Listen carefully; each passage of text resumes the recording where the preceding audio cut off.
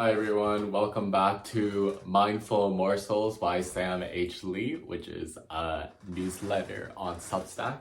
And the point of this video slash podcast is to provide an audio companion to the issue that you might be reading right now.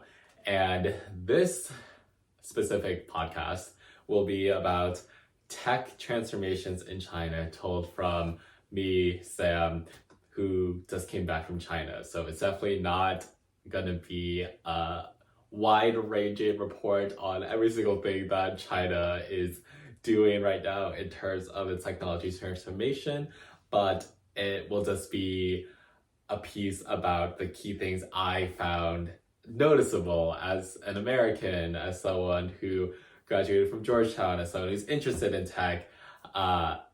I will talk about what I found was interesting, and maybe you might find it interesting as well. The title of this newsletter is Modern Marvels, Tech Transformations in China.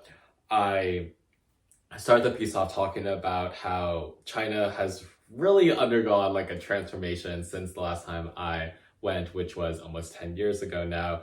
And it's just in like the smallest things first.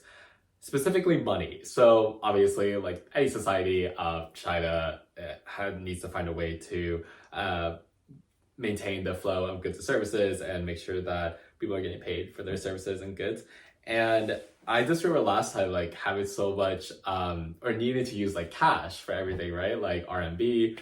And that's not the case anymore. It's and I did not visit like an extensive list of Chinese places that was mainly in cities like Guangzhou, Foshan, and Shenzhen. So I'm by no means saying like this is the case across China, but it is very cashless. Like when me and my mom would pull out cash, like the looks we got from the cashier or whoever was ringing us up was just obviously like just very different than what it was before. And instead of like the cash system, we were encouraged to use like WeChat Pay or Alipay. And it's just this like minuscule thing of how like cash is or transactions are managed that kind of paint the picture for this time when I went back on how much China really has changed. Not only are the transactions a little different, but it just feels like every shopping mall we went to was gigantic. And I would say it's like pretty comparable to America in terms of sizes, but it's just like the amount of people that are constantly flowing through these shopping malls, from young children to the elderly. And specifically malls that we went to in Foshan include DNA and Nova Plaza, just packed with shoppers. Comparing that with America, where like mall culture might be on the decline, or at least in the malls like I've been to in DC or Ohio, it just doesn't seem to reach like that peak as much. I think that clearly it's a thriving consumer environment. I talk about a few statistics in the newsletter as well. In terms of other technological marvels, there were like cleaning robots in the hotels, which were cool, but also like weird to look at because they would just like stare at you and like get onto the elevator and know like which floor to go to and all of that. And in Guangzhou, we actually went on a self-driving bus. Now, it was still in beta mode, so it wasn't like picking up passengers or anything, but just seeing like autonomous vehicles. I know that here in the US, like SF also has that, but like just sitting on one like yourself and doing it is a little different. And I think that the last like tech marvel to know for my trip was the high-speed rail that we took from Guangzhou to Shenzhen in only 32 minutes. And that is one area where definitely like a lot of the world is above America in terms of transportation and technology in that way, because America's rail system is definitely not like other countries. And that was a crazy experience also to go on that high-speed rail.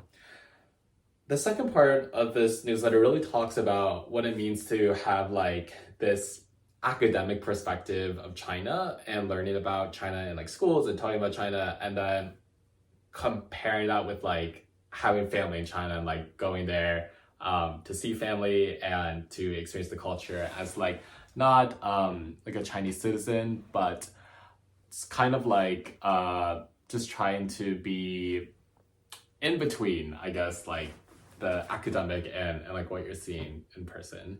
I'm just checking to make sure that my other episode is still uploaded, which it is. Great. Yeah, I think that like I'm a business and global affairs major at Georgetown. I graduated in May, and just learning about China in terms of like geopolitics and like economic rivalries with the US just made me like better understand what it means to like actually live in China compared to visit. And I think that going into China knowing that like it's made such huge advancements in like the Belt and Road Initiative and artificial intelligence and other like technological strides, it just makes me, I think, have more awareness when I visit of like what this country has been doing. And I think that it also at the same time like allows me to see the country a bit more for like what it is. Like, yes, China is like big on the world stage and definitely has its fair share of like disagreements with the US, to put it lightly, but there's also just like a way of life there that I would say is like pretty relatable to like an American like me. And I think that that tension was something that was just in my mind kind of like the whole time, and it didn't really like result in anything, but I think it was worth like proving and disproving like what I had learned about China in an academic sense with like what I was seeing for myself. Finally, I end the newsletter piece on just like some cultural observations, including like kind of the Chinese way of just going about your business, like in the subway, like on like in buildings and stuff. Like there's not a lot of excuse me's or thank yous going around in the way that like in America, if you're like trying to get past a person, you'll say excuse me. Like obviously there's a Chinese equivalent of like how to say that, but in terms of like in actuality, it's where it's just like you silently shuffle by, or like you just try to like maintain your own space, which isn't always easy because there's like just so many people in China. And I think that was something that I noticed from like subway stations to markets to just navigating through crowds with like just minimal verbal interactions. And then cultural symbols, I think something that like will always just be in my mind is like the lazy Susan, which is this like slow rotating table in the middle of like a big dining table. It's meant for like larger gatherings of usually families or just parties where it really, in my take, and maybe this is like getting too far into like a meaning, searching for a meaning of lazy Susan, but it almost like forces the parties like work together to to eat, because you have like your dishes like on this circular thing, right? And then you're trying to like gauge like once you take something, like someone else needs something, like before you want to like turn the circle, like you want to make sure like everyone's good. And that's just like a super communal way, in my opinion, of like going about things, and it definitely was a feature of almost every dinner.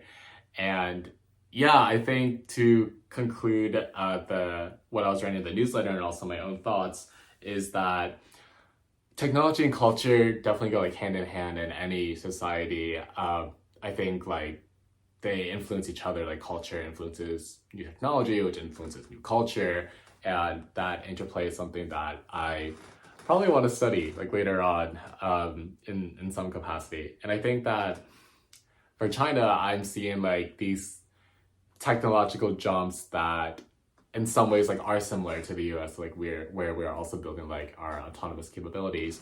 But I think the way that it influences the culture is in like a more like, I don't know, it just feels like it's more community based, because in the US I feel like technology in some ways allows us to like stay apart from each other more, whether that's like in an online way or whatnot. But I think sometimes what I notice, at least like from my experience going to China and seeing the technology, it's almost just an understanding among everyone of like how to use it and like navigate different situations. That's super abstract, but that's kind of like my lingering thought of just like seeing the technology and culture just reflect each other is something that I think is super interesting and needs to be articulated better. But yeah, it was a super cool experience being able to see the tech for myself. And I'm sure I'll have more thoughts that I'll be sharing in the newsletter and on other platforms. That's it for this video slash audio edition of the Mindful Morsels piece. That's Mindful Morsels by Sam Ashley on Substack. There you can find my other channels such as Instagram, Notion, LinkedIn, and more if you're curious about what else I've been up to. And if you're curious on the topics of post-grad life, Notion, tech, it's all going to be there. That's it for this time, and we'll see you next time.